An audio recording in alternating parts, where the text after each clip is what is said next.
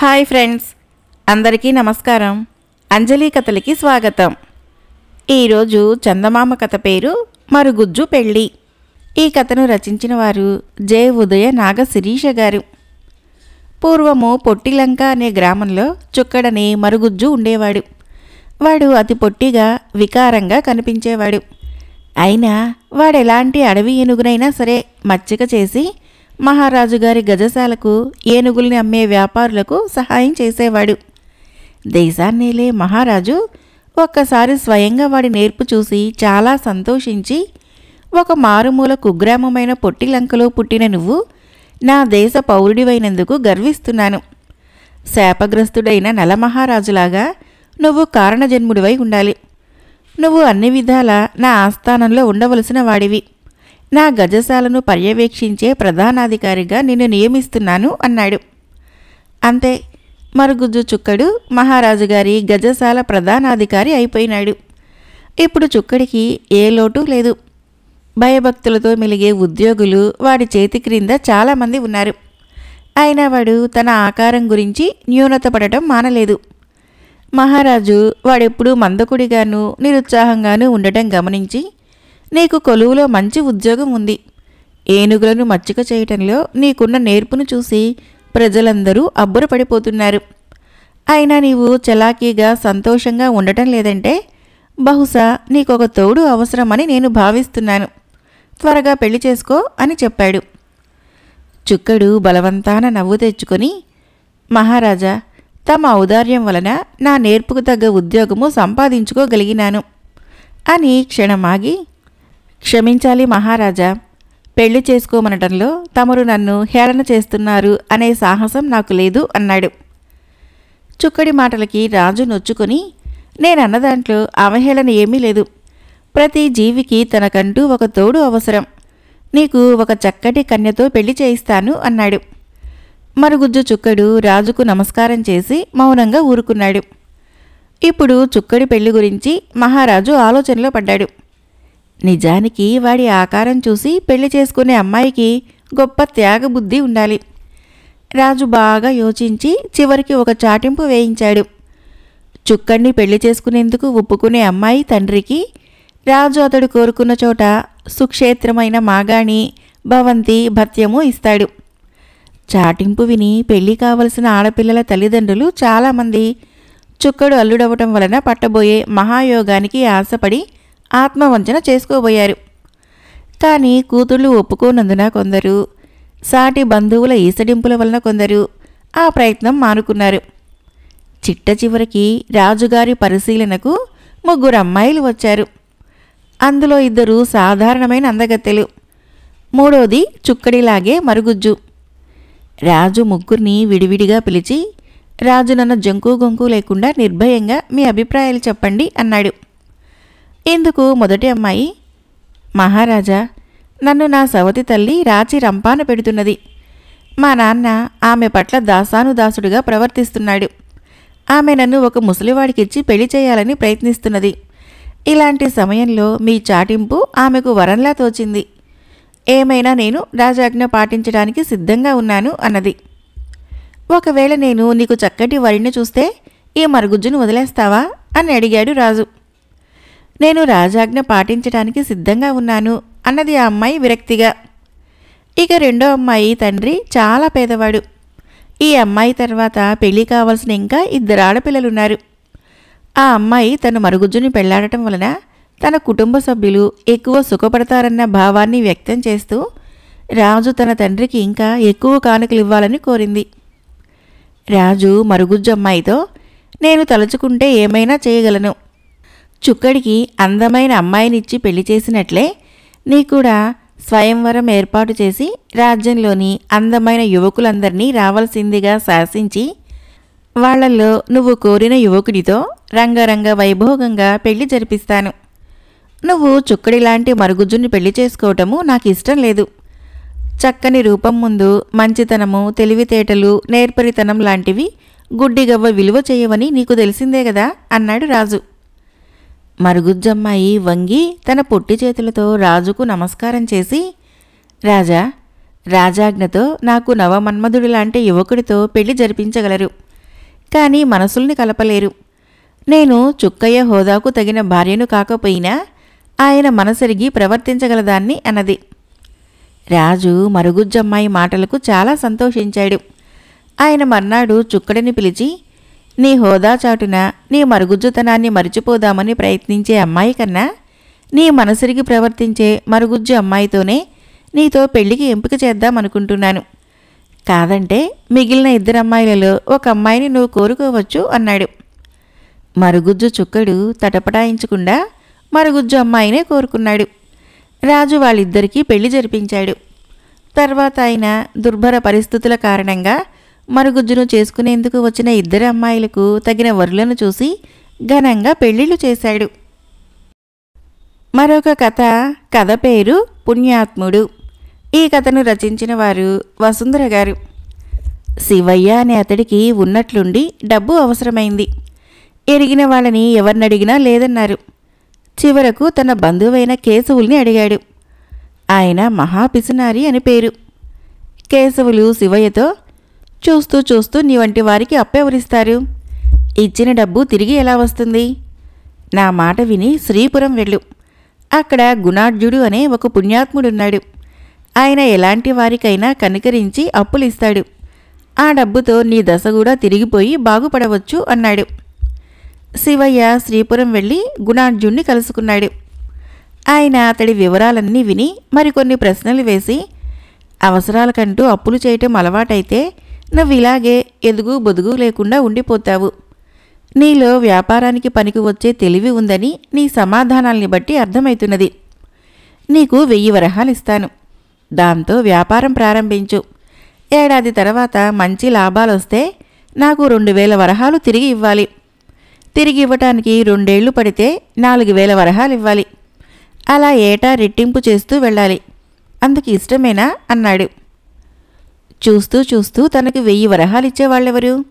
అందువలన గుణాఢ్యుడి షరతులన్నింటినీ అంగీకరించాడు శివయ్య. ఆయన ఆ ప్రకారము శివయ్య చేత పత్రం రాయించుకొని సంతకం చేయించుకొని డబ్బిచ్చి పంపించేశాడు. గుణాఢ్యుడి డబ్బులో ఏమి మహిమ ఉందో కానీ సంవత్సరం తిరగకుండా తన తిండి ఖర్చులు పోను 5000 వరహాలు పోగు చేశాడు శివయ్య. అందులో 2000 వరహాలు గుణాఢ్యుడికి ఇద్దామని అనుకునేలోగా ఒక వ్యాపారి వచ్చి, నీ దగ్గర 5000 ఉంటే నాతో చేతులు కలుపు. ఏడాది తిరగకుండా 50,000 సంపాదించే వ్యాపారం ఒకటుంది అన్నాడు. అప్పుడు శివయ్య ఆలోచించాడు. గుణాఢ్యుడికి 2000 ఇచ్చేస్తే తనకి వ్యాపారంలో దొరికే పెద్ద లాభం పోతుంది. 50,000 సంపాదిస్తే అందులో నుంచి 4,000 ఆయనకివ్వటం సులభం. శివయ్య తను కొత్తగా ప్రారంభించనున్న వ్యాపారంలో 5,000 పెట్టుబడి పెట్టమన్న వ్యాపారితో కలిశాడు.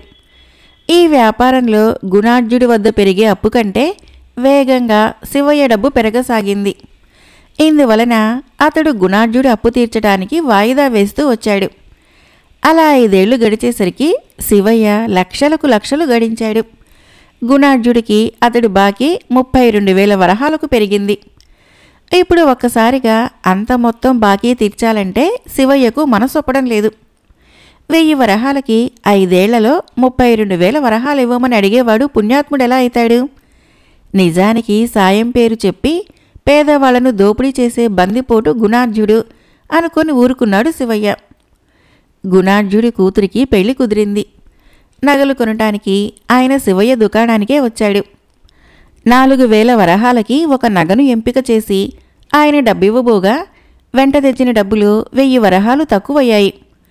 పరిస్థితి గమనించి శివయ్య ముఖం చాటేశాడు. అయితే పనివాడితో మాత్రము గుణాఢ్యుడిని మర్యాదగా చూడమని, డబ్బుతో నిమిత్తం లేకుండా నగను ఆయనకి ఇచ్చేయమని చెప్పాడు. పనివాడు గుణాఢ్యుడితో, అయ్యా, మా అయ్యగారు హఠాత్తుగా పని తగిలి బయటికి వెళ్లారు. ఈ నగ తమదిగా భావించండి, తోచిన డబ్బిచ్చి వెళ్ళండి. ఇది అయ్యగారి ఆజ్ఞ నాకు అన్నాడు. గుణాఢ్యుడు తటపటాయిస్తూ, తెచ్చిన డబ్బంతా ఖర్చయింది. నాకింకా అవతల చాలా ఖర్చులున్నాయి. నగకు గాను ఇంకా ఇవ్వవలసిన 1000 వరహాలు చెల్లించటానికి నాకింకా 4-5 రోజులు గడువు కావాలి అన్నాడు. అయ్యా, దాందేముంది, మీ ఇష్టప్రకారమే చేయండి. అయినా అయ్యగారు తమకు బాకీ ఉన్నారట కదా అన్నాడు పనివాడు వినయంగా. అది వేరు, దానికి నేను వడ్డీ తీసుకుంటాను. అదెంత ఆలస్యమైతే అంత లాభం నాకు. దీనికి నేను వడ్డీ ఇవ్వను అన్నాడు గుణాఢ్యుడు. పనివాడు అన్నింటికీ అంగీకరించి ఆయన వద్ద 3000 వరహాలు తీసుకుని నగ ఇచ్చి పంపించేశాడు. తర్వాత శివయ్య వచ్చాక జరిగింది చెప్పాడు. అది విన్న శివయ్య, ఈ గుణాఢ్యుడు తన బాకీలో అసలు రాబట్టుకునేందుకు వచ్చాడన్నమాట. అంతా నాటకం. అంత మొత్తంలోనూ సరిగ్గా 1000 వరహాలే తక్కువ కావాలా అనుకున్నాడు. ఇది జరిగిన 2 రోజులకు అనుకోకుండా పెద్ద జబ్బు చేసి గుణాఢ్యుడు మరణించాడు. అది తెలిసి శివయ్య మనసులో ఎంతగానో సంతోషించి ఆయనకు డబ్బు తిరిగి ఇవ్వలేదన్న బాధ లేకుండా 1000 వరహాలు మొన్ననే ఇచ్చేయటం జరిగిపోయింది. అంతే ఇవ్వటం న్యాయం కూడా అనుకున్నాడు. గుణాఢ్యుడికి కర్మ చేసి సంతర్పణకు చుట్టుపక్కల ఊళ్ళోని ప్రముఖులందరికీ కబురు పంపాడు ఆయన పెద్ద కొడుకు. శివయ్య కూడా వెళ్ళాడు. అక్కడంతా ఆయన నిస్వార్థపరుడని, మహాపుణ్యాత్ముడు అని, అందువలనే అంత త్వరగా అనాయాసంగా మరణించాడని చెప్పుకుంటుంటే శివయ్య లోపల నవ్వుకొని ధనాశతో అప్పులిచ్చి అసహాయుల నుంచి పెద్ద వడ్డీలు గుంచేవాడి గురించి జనం ఎలా చెప్పుకుంటున్నారో అనుకున్నాడు. ఇంతలో గుణాఢ్యుడి పెద్ద కొడుకు, మా నాన్నగారు ఎందరికో సాయం చేశారు, కొందరికి అప్పులిచ్చారు. ఈ డబ్బు వ్యవహారాలన్నీ ఒక పుస్తకంలో రాసి ఉంచారుట. అందులోనే ఆయన వీలునామా కూడా ఉంది. అది కనిపించడం లేదు, దానికోసం వెతుకుతున్నాను అన్నాడు. అప్పుడు శ్రీపురం గ్రామాధికారి, ఆ పుస్తకము వీలునామా ఆయన తన ఇనపెట్టుకున్న రహస్యపుటరలో దాస్తాడని నాకు తెలుసు, నీకు దాన్ని చూపిస్తాను అని ఆ రోజు మంచి రోజు కాదు కాబట్టి ఆ అరను తెరిచి పుస్తకం తీయటాన్ని మర్నాటి వరకు వాయిదా వేయమని సలహా ఇచ్చి అక్కడి నుంచి వెళ్ళిపోయాడు. ఇది వింటూనే శివయ్యకు గుండెల్లో రాయి పడింది. ఆ పుస్తకం బయటపడితే చాలా డబ్బు గుణాఢ్యుడి కుటుంబానికి గుమ్మరించాల్సి వస్తుంది. శివయ్యే కాదు, అలాంటి వాళ్ళింకా 4 వ్యాపారులు ఉన్నారక్కడ. వారిలో ఒకడు గుణాఢ్యుడికి దాదాపు 1,00,000 వరహాలు పైగా బాకీ ఉన్నాడు. ఈ 5 వ్యాపారులు కలిసి పథకం వేసి ఒక మనిషిని నియమించి గుణాఢ్యుడి ఇంటికి పంపించారు. వాడు రాత్రికి రాత్రి వెళ్ళి గుణాఢ్యుడి పెద్ద కొడుకును కత్తి చూపి బెదిరించి ఇనప్పెట్టెలోని రహస్యపుటరలో నుంచి గుణాఢ్యుడి లెక్కల పుస్తకాన్ని తీయించాడు. తర్వాత దాన్ని శివయ్యకు అతడి స్నేహితులకు అందజేసి వాళ్ళిచ్చిన బహుమతి పుచ్చుకొని సంతోషంగా వెళ్ళిపోయాడు. ఆ పుస్తకాన్ని తగలబెట్టాలని ఆ 5 అనుకున్నారు. కానీ తమ బాకీల గురించి ఆయన ఏమి రాశాడో తెలుసుకుందామన్న కుతూహలంతో దాన్ని తెరిచారు. అందులో ఇలా ఉంది: నేను సామాన్యులకు అప్పు పేరు చెప్పి డబ్బిస్తూ ఉంటాను. దానంగా అంటే అవసరం ఉన్నా లేకపోయినా అంతా డబ్బు కోసం ఎగబడతారని నా భయం. డబ్బుతో పాటు వారికి తగిన సలహాలు కూడా ఇస్తాను. నా డబ్బు నేనిచ్చిన సలహాలతో చాలామంది బాగుపడ్డారు. వాళ్ళు డబ్బు నాకు తిరిగిస్తే దాన్ని ఇలాంటి పుణ్యకార్యాలకే వినియోగిస్తాను. అందులో నుంచి సొంతానికి దమ్మిడి వాడను. వాళ్ళు ఇవ్వకపోతే ఊరుకుంటాను. వాళ్ళ చేత రాయించుకున్న ఆ పత్రాలు వాళ్ళు వెళ్ళగానే చింపి పారేస్తాను. నా పెద్ద కొడుకు కూడా ఇదే పద్ధతిలో నాలాగే జీవితం గడిపితే నాకెంతో సంతోషంగా ఉంటుంది. ఇది చదివి వ్యాపారులు 5 తెల్లబోయారు. ఆ పుస్తకంలో తర్వాత ఆయన తీర్చవలసిన బాకీల వివరాలున్నాయి. అందులో ఆఖరున శివయ్యకు 1000 వరహాలు బాకీ ఉన్నట్లుంది. ఇది రాసాకే ఆయన చనిపోయాడు. గుణాఢ్యుడిని అంతా పుణ్యాత్ముడు అని ఎందుకంటారో శివయ్యకు అతడి స్నేహితులకు అప్పుడు అర్థమైంది. వాళ్ళ పుస్తకాన్ని మళ్ళీ రహస్యంగా గుణాఢ్యుడి ఇంటికి చేర్పించారు. తామెంతెంత బాకీ ఉన్నది ఖచ్చితంగా లెక్కగట్టి గుణాఢ్యుడి పెద్ద కొడుక్కి బాకీలు తీర్చేశారు. ఆ తర్వాత గుణాఢ్యుడి పెద్ద కొడుకుతో పాటు శివయ్య కూడా ఆయన అడుగుజాడల్లో నడిచారు. మరొక కథ పేరు తరగని ఆస్తి. ఈ కథను రచించిన వారు ఎన్ శివనాగేశ్వరరావు గారు. విజయపురి అనే గ్రామంలో రామదాసు అనే కూలీవాడుండేవాడు. వాడి సంపాదన సరిగ్గా పొట్ట నింపుకోవటానికి కూడా సరిపోయేది కాదు. ఒక్కొక్కసారి వాడి కుటుంబము పస్తులుండవలసి వచ్చేది. రామదాసుకి ఒక్కడే కొడుకు. వాడి పేరు శివదాసు. బాల్యం నుంచి కూలీ డబ్బుల కోసము తల్లిదండ్రులు పడే కష్టం చూస్తున్న వాడికి మనసులో బలంగా ఒక కోరిక నాటుకుపోయింది. అదేమిటంటే తాను పెద్దయ్యాక తరగని ఆస్తి సంపాదించి సుఖ సంతోషాలతో హాయిగా జీవితం గడపాలని. 15 ఏళ్ల వయసు వాడయ్యే వరకు శివదాసు తల్లిదండ్రులకు కూలీ నాలీ పనుల్లో సాయం చేస్తూ ఉండేవాడు. వాడి తల్లికి హఠాత్తుగా జబ్బు చేసి వారం రోజుల పాటు మంచంలో ఉండి చనిపోయింది. సరైన వైద్య సహాయం చేసి ఉంటే మరికొంతకాలము బతికేదన్నారు ఊర్లో వాళ్ళు. శివదాసు తమ పేదతనం కారణంగానే తల్లిని కాపాడుకోలేకపోయాము అని అనుకున్నాడు. వాడిలో ఎలాగైనా సరే తరగని ఆస్తి సంపాదించాలనే కోరిక మరింతగా బలపడింది. ఆ తర్వాత 2 ఏళ్లకు రామదాసు మరణించాడు. తండ్రి మరణం చూసి శివదాసు బెంబేలెత్తిపోయాడు. ఆ స్థితిలో ఊరి పెద్ద భూషయ్య వాణ్ణి పిలిపించి, శివ, నువ్వు ముందు ముందు కష్టాలు పాలవకూడదని మీ నాన్న నా దగ్గర 100 వరహాలు దాచాడు. ఆ డబ్బు నీకిస్తాను. దాంతో ఏం చేయదలిచావు అని అడిగాడు. ఇది విన్న శివదాసుకి ప్రాణం లేచి వచ్చినట్లయింది. వాడు భూషయ్యకు ఎంతో కాలంగా తన మనసులో ఉన్న కోరికను గురించి చెప్పాడు. భూషయ్య చిన్నగా నవ్వి, ఆ తరగని ఆస్తి సంగతి అలా ఉంచు. ముందు ఈ 100 వరహాలను 1000 వరహాలు చేశాక నాకు కనిపించు అంటూ డబ్బు శివదాసుకు ఇచ్చాడు. శివదాసు ఆ 100 వరహాలతో కోళ్ల వ్యాపారం ప్రారంభించాడు. కొద్ది నెలల్లోనే అవి గుడ్లు పెట్టాయి. మొదట్లో వ్యాపారము లాభసాటిగా సాగినా ఏదో తెగులు కారణంగా కోళ్లు చచ్చిపోయాయి. ఎంతో శ్రమపడినా వాడు 100 వరహాల్ని 200 వరహాలు మాత్రమే చేయగలిగినాడు. శివదాసు ఆ 200 వరహాలతో 10 గొర్రెలను కొన్నాడు. అవి అడవిలో మేసేటప్పుడు వాటిలో 2 తోడేళ్లు తినేశాయి. 4 గొర్రెల్ని దొంగలెత్తుకుని పోయారు. ఒకదానికి కాలు విరిగింది. గొర్రెల వ్యాపారము లాభసాటి కాదని తేలాక శివదాసు మిగిలిన 4-5 గొర్రెలను 50 వరహాలకు అమ్మేశాడు. ఆ డబ్బుతో వాడు పూల వ్యాపారం ప్రారంభించాడు. తెచ్చిన పూలన్నీ అమ్ముడుపోక కొన్ని వాడిపోయి వారం తిరగకుండానే ఆ పూల వ్యాపారంలో 25 వరహాల నష్టం వచ్చింది. అయినా శివదాసు పట్టు విడవక ఉన్న 25 వరహాలతో జంతికల వ్యాపారం మొదలుపెట్టాడు. ఒక రోజున వాడు సంతకు పోతూ ఉండగా హఠాత్తుగా జడివాన కురిసి బుట్టలో ఉన్న జంతికలన్నీ తడిసిపోయాయి. వాటిని వాడు నష్టానికి అమ్మగా 5 వరహాలు చేతికి అందినాయి.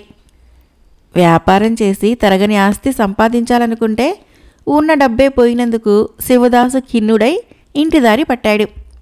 ఆ సమయంలో వాడికి ఒక 4 ఏళ్ల పిల్లవాడు ఏడుస్తూ కనిపించాడు. పిల్లవాడిని ప్రశ్నించి వాడు పొరుగురి రాజయ్య కొడుకని, తండ్రితో వచ్చి సంతలో తప్పిపోయాడని శివదాసు తెలుసుకున్నాడు. శివదాసు వాడికి మిఠాయి కొనిపెట్టి వాళ్ళ ఊరు చేర్చాడు. ఇందుకు 1 వరహా ఖర్చయింది. పిల్లవాడి తల్లిదండ్రులు శివదాసుకు కృతజ్ఞత చెప్పుకొని, మేము కటిక పేదలం, నీ సహాయానికి ప్రతిఫలంగా ఏమీ ఇచ్చుకోలేము అన్నారు. ఈ మాటలకి శివదాసు నొచ్చుకొని, నేను ప్రతిఫలం ఆశించి మీ బిడ్డను ఇక్కడికి తేలేదు అని అక్కడి నుంచి తన ఊరికేసి బయలుదేరాడు. ఒకచోట వాడికి కాలిబాట పక్కన చిన్న మూట ఒకటి కనిపించింది. విప్పి చూస్తే అందులో 100 వరహాలున్నాయి. అక్కడ వాడు ఎంతసేపు వేచి చూసినా డబ్బు పోగొట్టుకున్నవాడు దానికోసం వెతుకుతూ అటుకేసి రాలేదు. శివదాసు అక్కడి నుంచి బయలుదేరి కొంత దూరం వచ్చేసరికి ఒకచోట గుంపు గూడి జనం కనిపించారు. వాళ్ళ మధ్యలో ఒక స్త్రీ రోదిస్తూ ఉన్నది. విచారించగా సింగయ్య అనేవాణ్ణి పాము కరిచిందని, వైద్యం చేసేందుకు గాను వైద్యుడు 100 వరహాలు అడిగాడని, డబ్బు లేక సింగయ్య భార్య దుఃఖిస్తున్నదని తెలిసింది.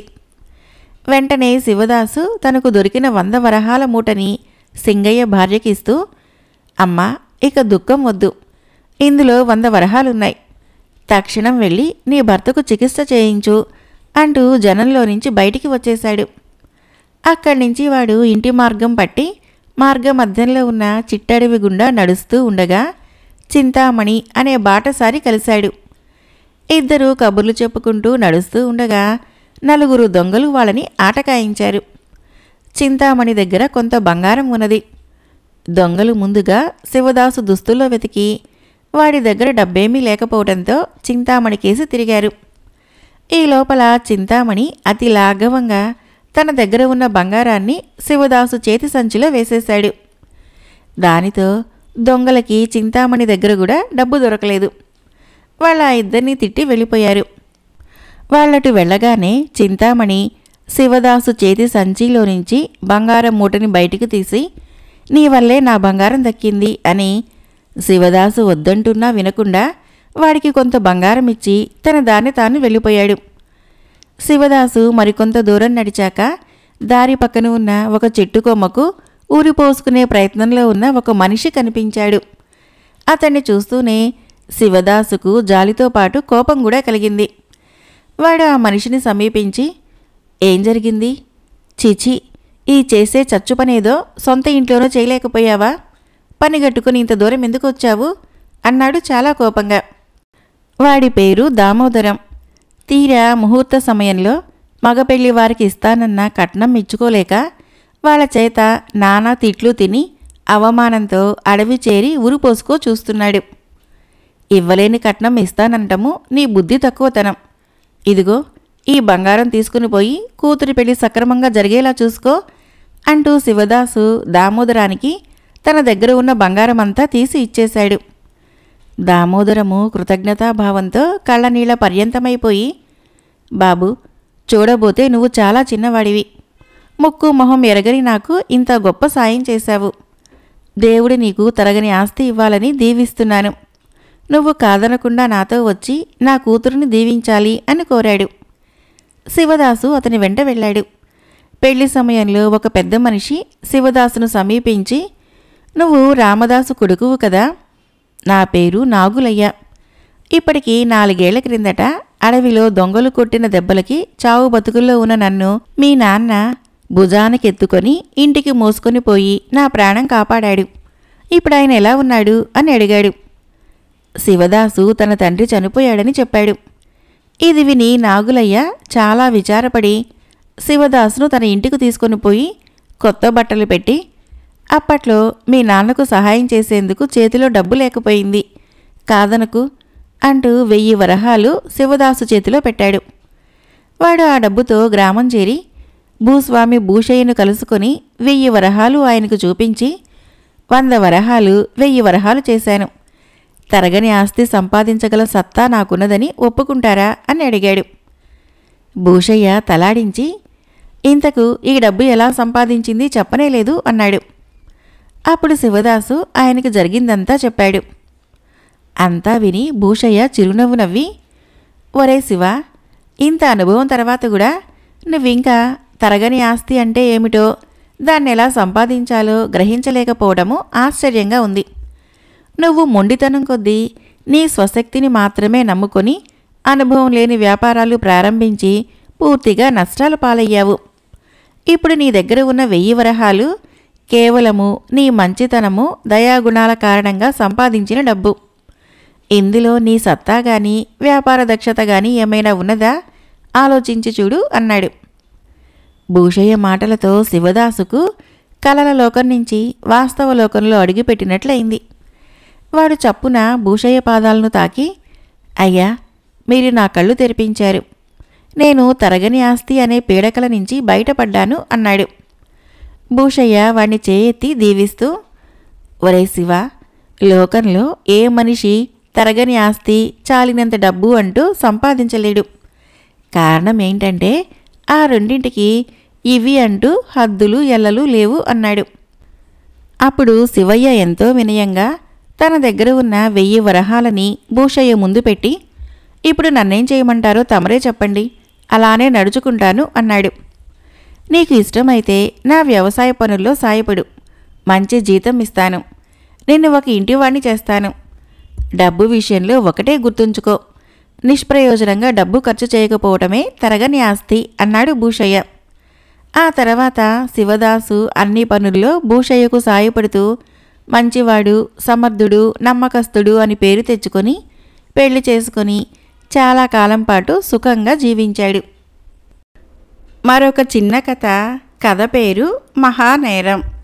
ఈ కథను రచించిన వారు కోనే నాగవెంకట ఆంజనేయులు గారు. హేలాపురికి పై రాజ్యాల వారు బంగారం తీసుకుని వచ్చి అమ్మటం నిషేధించబడింది. పై రాజ్యాల వాళ్ళు హేలాపురిలో బంగారం అమ్ముతూ పట్టుబడితే వాళ్లకు కఠిన శిక్ష పడేది. ఒకనాడు కళింగ రాజ్యానికి చెందిన యువకుడు నగరద్వారం ప్రవేశించబోతూ తనిఖీ అధికారులను సమీపించి, అయ్యా, నేను తిరిగి పైవారం వచ్చినప్పుడు నగరంలో బంగారం అమ్ముకోవచ్చునా అని అడిగాడు. ఏమాత్రము వీలవదు, అది మహానేరము అన్నారు తనిఖీ అధికారులు, ద్వారం నుంచి ఆ యువకుడిని నగరంలోకి పోనిస్తూ. ఆ పైవారము ఆ యువకుడు మళ్ళీ నగరద్వారం వద్దకు వచ్చినప్పుడు తనిఖీ అధికారులు అతన్ని గుర్తుపట్టి ద్వారం వద్ద నిలిపి తనిఖీ చేశారు. అతడి వద్ద బంగారమేమీ దొరకలేదు. అప్పుడు అధికారులు అతడితో, పైవారం వచ్చినప్పుడు బంగారం తెచ్చి నగరంలో అమ్మజూపుతానన్నావు కదా, అందుకే ఇలా తనిఖీ చేశాం, ఏమీ అనుకోకు అన్నారు. దానికి ఆ యువకుడు, ఓ అదా, ఈ వారం అమ్మటానికి వీల్లేదన్నారని క్రితం వారం వచ్చినప్పుడే అమ్మేశాను బంగారం అన్నాడు తేలిగ్గా. తనిఖీ అధికారులు తెల్లబోయారు. కథ అయిపోయింది. ఫ్రెండ్స్, ఈ కథలు నచ్చినట్లయితే మన ఛానల్ని తప్పకుండా సబ్స్క్రైబ్ చేయండి, లైక్ చేయండి, షేర్ చేయండి, కామెంట్ చేయండి. Thank you.